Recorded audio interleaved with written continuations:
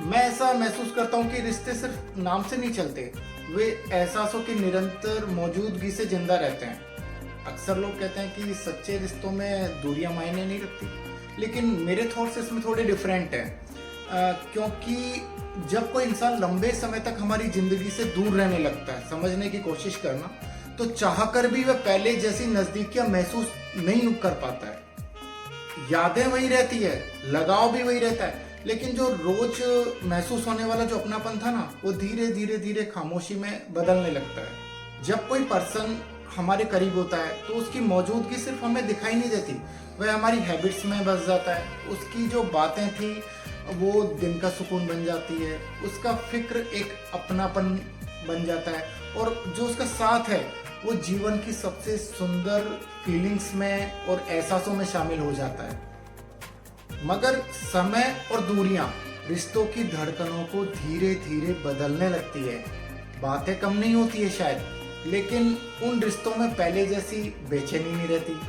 फिक्र है वो भी धीरे धीरे खत्म होने लग जाती है। मगर समय और दूरियां रिश्तों की धड़कनों को धीरे धीरे बदलने लगती है। बातें कम नहीं होती शायद, लेकिन उनमें पहले जैसी बेचैनी नहीं रहती। फिक्र खत्म नहीं होती, लेकिन उसे जताने की जो गर्माहट होती है, जो तरीका होता है, वो बदल जाता है।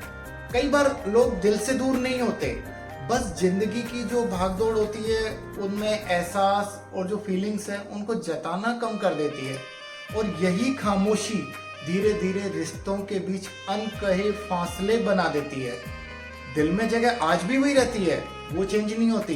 रिस्पेक्ट भी वही रहता है, अटैचमेंट भी वही रहता है, लेकिन वो सहज अपनापन जो पास बैठकर महसूस होता था, वो धीरे धीरे खामोशी में बदलने लगता है। और शायद इसीलिए मैं मानता हूं कि जब अपने लोग, आवर बिलव्ड, जिनसे हम बहुत अटैच रहते हैं, हमारे पास हो ना, तो उन्हें सिर्फ टाइम नहीं, बल्कि उन्हें संवेदनाएं, सिंपैथी, एम्पैथी, कंपैशन भी देना चाहिए।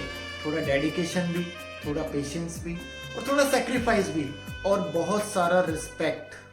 क्योंकि रिश्ते अचानक खत्म नहीं होते, वे बस धीरे धीरे महसूस होना कम हो जाते हैं।